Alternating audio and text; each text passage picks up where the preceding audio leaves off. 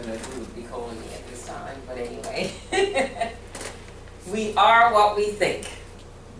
Do we agree with this? Do we like this? Do we have any opinion on that topic? We are what we think. Some people might not like that. I think bad things. Why would I be that? We are what we think. Change your thoughts to change your life.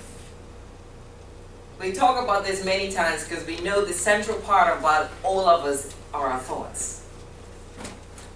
And we say every thought is a prayer. So are they really? So if we have to change our thoughts to change our life, is every thought a prayer? Sometimes they're not quite that. Sometimes a little stretch of the imagination. Sometimes they're not that nice. But they're there. And it always happens. What are you doing with those thoughts? And what are you thinking about? Throughout time and throughout the ages, we've been told about our thoughts, that our thoughts shape our life experiences.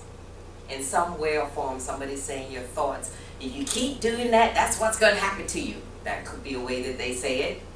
And in Unity, we say thoughts held in mind produce after their kind, correct?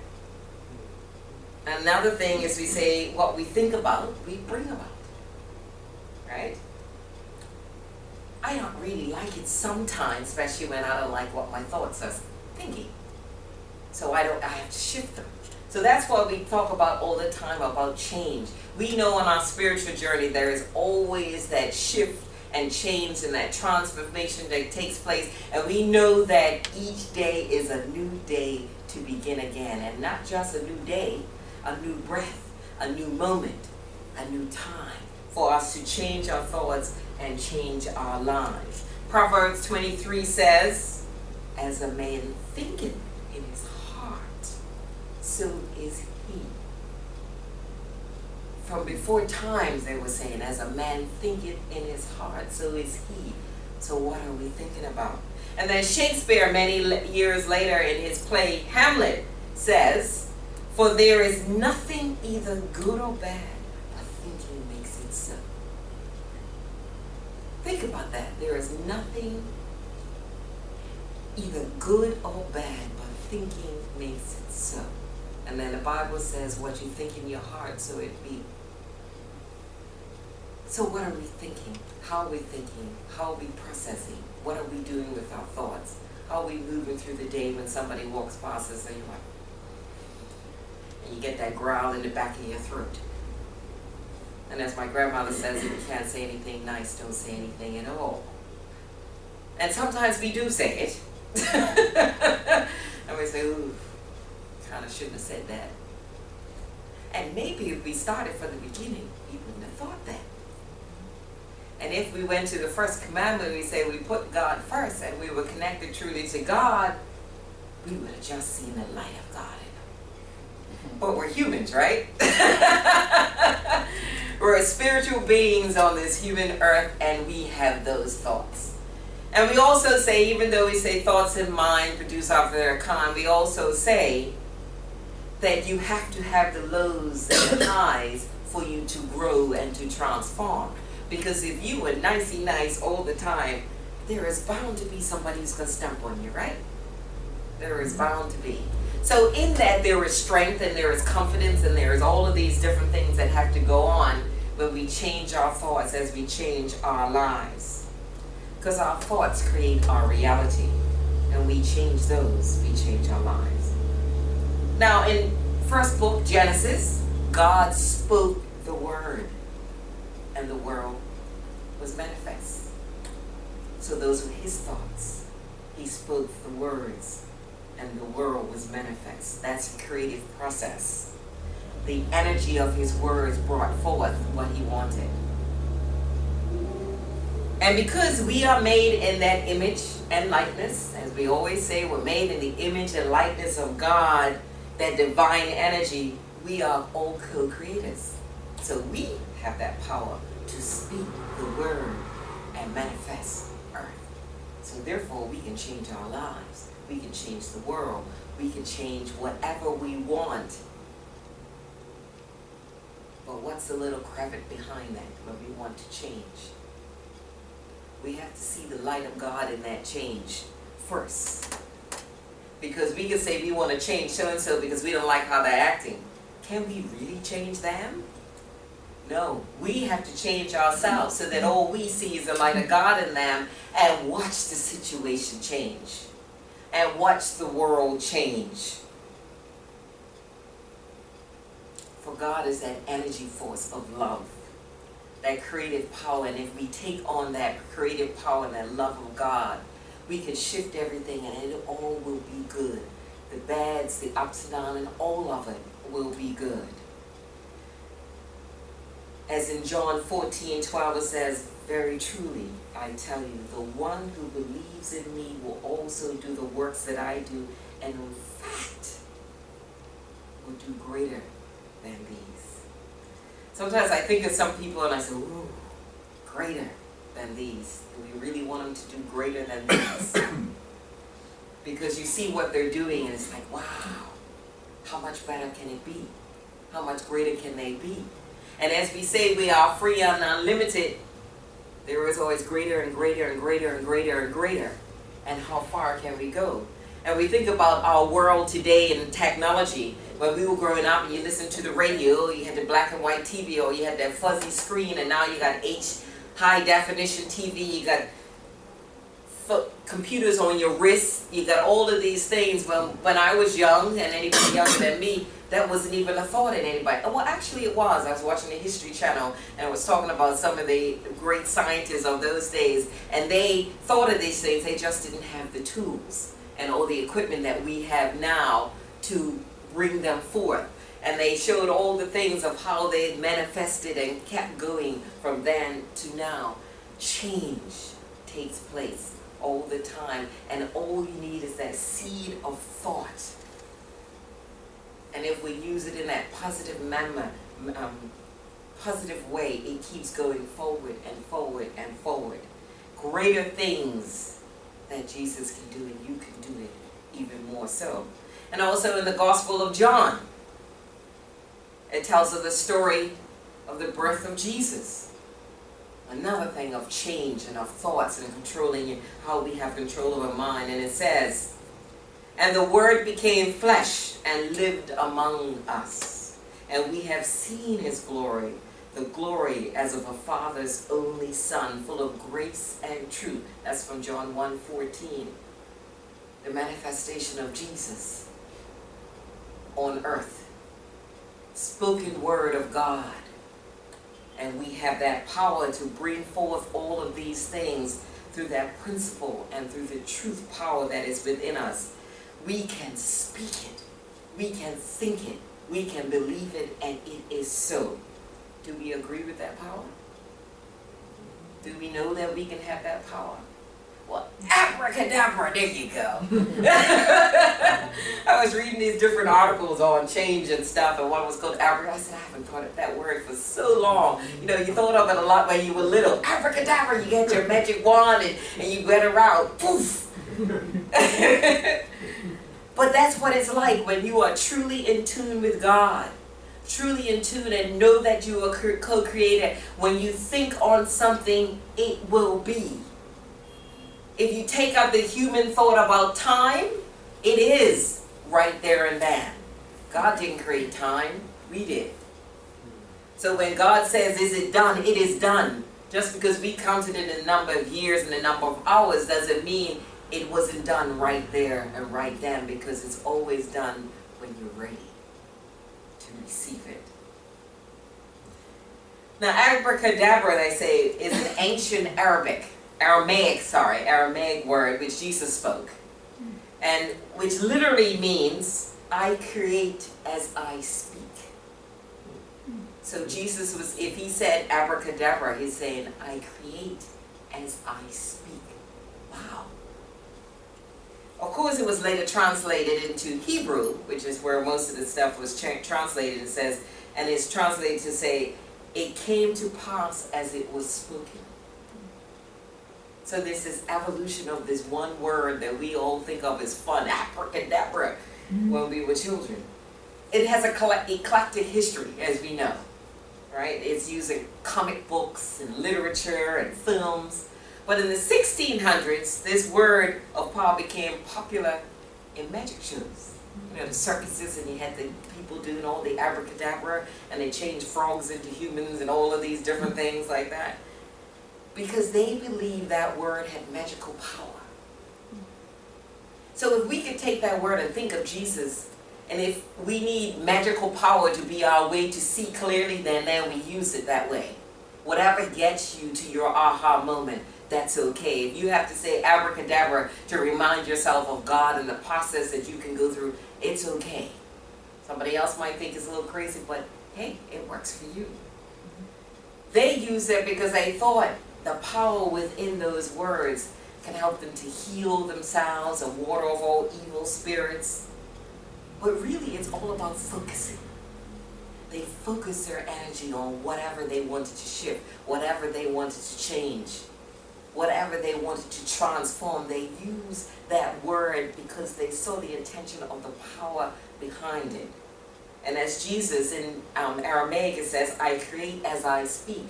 They thought of that, and it's that focusing, that harnessing of your inner power is what allowed them to shift and transform and change their lives and other people's lives. Because our words begin in our minds and through our thoughts, and as we speak them, we manifest energy into the world, right? We speak them, we think about them, we let them flow all through our mind, then we speak them, and they manifest. Now, if the third set of going through your mind are not really nice words, and you speak them, what do you get back? Not really nice things. Now, if those thoughts you shift and change in your mind are good and positive, and you speak them, you get positive, and you get good things. You manifest all that you want. And one of the examples they use, and I never thought of in this article that I was reading on abracadabra, it talked about a piano, and if Ron was here, I would have asked him, but I think we all get the picture. Think of a picture, and you put your, and who plays the piano? I've had piano lessons. Glenn, did you ever had piano lessons, anybody? Well, you put your foot, anybody? I never did. You did. It says, and I said I'll ask everybody, it says, think of a piano, press the whole pedal and sing a note or vocalize a sound. Now, I don't sing, and I never sat at a piano. If I did, I just hit things. But it says, when you do that, the piano will vibrate back your exact pitch and vocal sound. And it was very interesting because I was at Hubert's funeral just on Friday. And the guy who got up to sing this beautiful song on Thank You God, he says, I'm going to start singing, but I don't know what note you guys need to play, but you can catch up. And they did. So his tone of his voice allowed them to find the key and the link that gave that perfect vibration to enhance his singing and to enhance what we heard. So imagine if we had that perfect connection with God and we had the pedal and the vibration of our voice, imagine what can happen there. For what we send out, we get back. For what we send out, we get back. And further in this abracadabra, as we say, principle, it says, we can amplify these 12 powers. We talked about 12 powers strength. We talked about strength last week. Because it's a theme for August with Unity Ministries. And we talked about strength has to be tied with faith. Faith comes first. We use this January, and it's light blue, and it's John, the Apostle John. And then there's strength. There is Peter, who is next, and it's in the lower part of your back. And we talked about when your back hurts, a lot of other things tend to hurt in your body because it's your strength. But the term strength means to persevere, to have the will to keep going and to keep going at things. So when you have faith from God and you tie it with strength and they're both linked together, abracadabra, you can do anything. So it exemplifies, we got all of these powers up there: imagination, renunciation, order, love, zeal, life, understanding, wisdom, and will. We can use that power of God within it and amplify. Just focus on one of them or focus on all of them, and we can achieve a life that we want. And as we focus on these abilities, What if we use, for example, faith? As I said before, we experience greater faith in our lives. Or we focus on order. We experience greater order in our lives. Or wisdom, we get back the wisdom that we desire. All of these things are ours if we just ask, if we focus, and we know that the power of God is within them. Because we can do all things as we imagine them, as we think of them, and as we value each thought as a creative tool and speak them into being, we can have all that we desire. Abracadabra. Now, much of our life that we live, we tend to figuring out, why am I here? What I gotta do? Why did that happen? What's going on? And all these questions. Now, every one of us who have lived a life has asked that question in some way or form at some point in our lives. How and why seem to be the most elusive. Why did that happen? And we sit and we pray to God, why? I didn't want that to happen. Why is my shoulder aching? Why is my family member ill? Why did this happen? And we ponder on these things. And how we respond is the most important part about your thoughts. How you respond. Because how you respond fills in the blanks. And the stories that you create in your mind. Because always when we ask why and we can't get an answer, like we want a blanket answer, and it's never a blanket answer. Don't we create stories in our mind? Why does that so-and-so not speak to me anymore? Why they don't speak anymore? We don't ask them, but what do we do in our mind? Oh, I know why she didn't speak to me, or he didn't speak to me. That's because I didn't do such and such and such and such. And we create all these stories, and then our friends tell us, oh, I know why they're not speaking. And this story gets bigger and bigger and bigger and bigger, and we got this whole story going on in our mind about why that person didn't speak to us. And it could have had nothing to do with it at all. And what have we now done? Created a local baggage bag that we're carrying on, and we're adding more stories to it every time we look. And what is it doing to us? Weighing us down. So that we can't see clear for the answers to come from God, because we took all our answers from the outside and created this big sack of rocks in our mind that we need to move away and shift. And we use these stories sometimes to justify past events that in turn shape future expectations. Huh. So you got all of this. I spoke to her since I was 12 years old because she stole my doll baby. Sometimes it's as simple as that.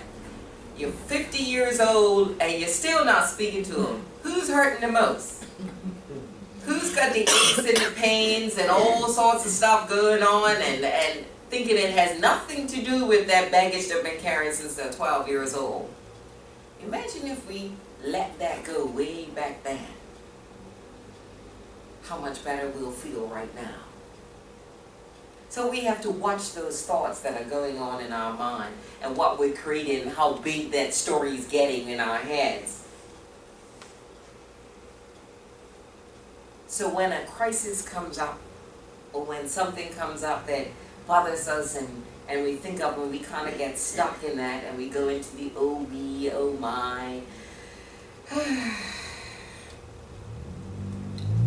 If we took the high road, as I would say, if we took the spiritual path in all of these thoughts that were going on, and if we went straight to God and tied that link in with that faith and that strength and all of those things, the question would be, what is mine to do? And as Reverend Paulette Pipe says, what does it have to do with me?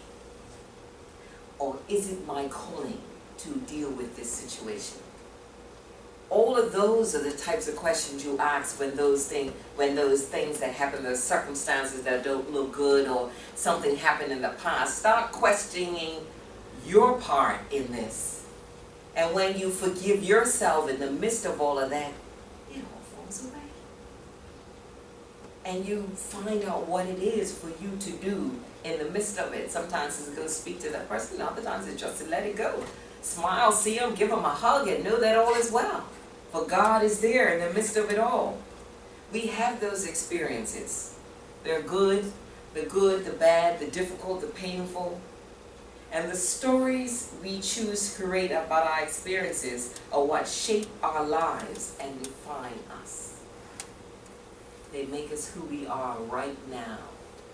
So if you have spent a lot of time in prayer and in meditation about all the things that have happened leading up to where you are right now, you've probably let go a lot of rocks. They've all dropped out of the bag a long time ago, and you find yourself in a peaceful place. And when another circumstance comes up, you know what to do next. You know where to go. And as I said before in Proverbs 23:7, as a man thinketh in his heart, think of your heart, so is he. Always go to your heart, and it will bring you back to that connection. And it was very interesting, and went on reading some other things, and I like this one by Henry Ford, who once says, whether you think you can or think you can't, you're right. Whether you think you can or think you can't, you're right. Right? Exactly. Because you have a choice on what thoughts you have in your mind. And whatever you think, you're always right. It's between you and you. If you left God out of the picture, you understand that. It's between you and you, so you think you're right. And you can have that argument all the time in your head about who's right and who's wrong. And you're always right, right? Well, we always want to be anyway. And then anybody remember the story about the little engine that could? That is a funny story, because I hadn't read that since I was little, and I remember I was in England and I was visiting my godson. That was his favorite book, and I read this book, and it's amazing how you read children's stories, and it's like, boy, this is an adult story. And it's built around that little engine's affirmation. I think I can, I think I can, I think I can, I think I can. Anybody know? He's the old one, and all the newfangled trains are all teasing him all the time, and he's chugging along. And he's chugging along, but he had that strength to say, I think I can, I think I can, I think I can. And he makes it. Strength, faith, imagination, power, all of those were working in this little train, and he got to the end. He got to where he was supposed to be by saying, I think I can, I think I can, I think I can, I think I can. It's like the automotive sound, and he got there. And it's as simply saying, as I change my thinking, I can change my life. He didn't think of himself as an old broken down train that's never going to get there. He let go of that vision, and he knew he could do it. And he kept saying, I think I can, and he did it. So our lives transform when we change our story? I would say yes. But we always have to remember to include God. Always have to remember to include God in that story. Where is God in this story? As you're going along in your life and all these thoughts are going on, good or bad or negative or whatever in your thought. Where is God in the midst of them? And as we ask that question, we take it to prayer. That's where God always went. We took it to prayer. And the more we look to God in our thoughts and our stories and in our lives, the more we discern and the deeper the meaning of our lives get, and the more we can change. If God is absent in the story, we know what happens. Oh, a whole lot of things happen in our lives that we really don't want to happen, but when He's absent, they kind of happen. So be open to God's guidance that's within us. We know our prayers are answered, abracadabra, every time. And as the daily word says, you are centered in spirit, you are free. And when you're tied to God and change your attitude and change your thoughts, you are free. You are empowered. And you can listen and be compassionate to yourself and to others. And we are no longer lost or stuck or in that circle of stories in your mind. For you're directed your thoughts to your highest good. And you know in that place all is good. And here's a little story I'm going to share with you by Reverend Paula McCady. It's called A Point of Choice. In the spring of 2006, I received the unmistakable call for Spirit to move from my home in Portland, Oregon to Kansas City, Missouri to eventually enter ministerial school. Once I said yes to the call, the universe aligned in seemingly magical ways to reinforce my decision and make my way smooth and sure. One coincidence after another unfolded in my favor. So strong was my faith that I took what seemed like unimaginable risk. With only 5 months severance pay from my job in Portland that had been eliminated and no additional income, I moved to Kansas City and brought a new home. Confident my home in Portland would sell quickly. A few months, maybe just a few weeks, everyone said, the Portland real estate market had been hot, so I gave no thought on taking another mortgage for a second time. This is 2006. Remember that year? Okay. My arrival in Kansas City felt triumphant. I began looking for full-time work and took a part-time position at Silent Unity in the meantime. I was giddy with the energy of following the call of Spirit. I loved my new home and looked forward to paying it off when my Portland home sold, which surely would happen any day. Only it didn't. The market took a dramatic turn, and week by week, month by month, my house did not sell. Even after lowering the price, it did not move.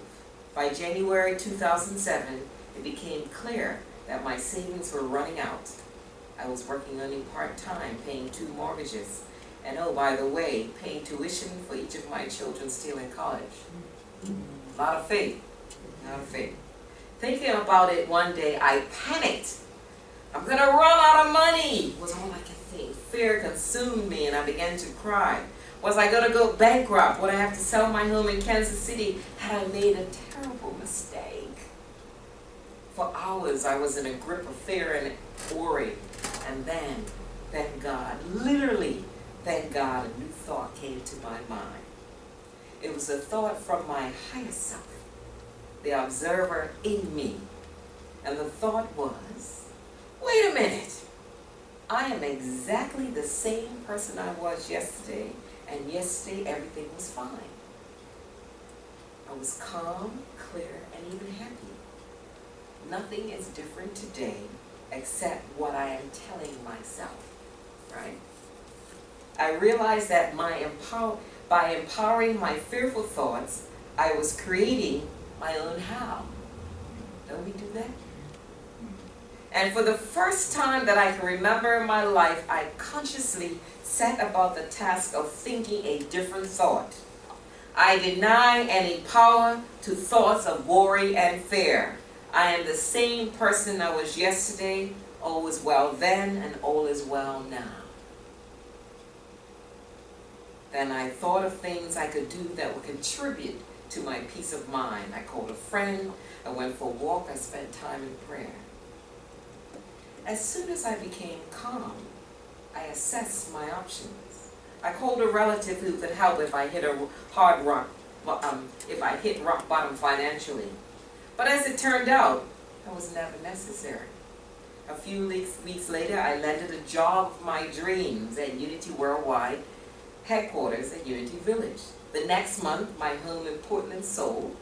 A few years later, I began ministerial school. It was the clearest experience I've ever had of realizing I could create my own heaven or how thoughts. The thoughts that I choose, through the thoughts that I choose.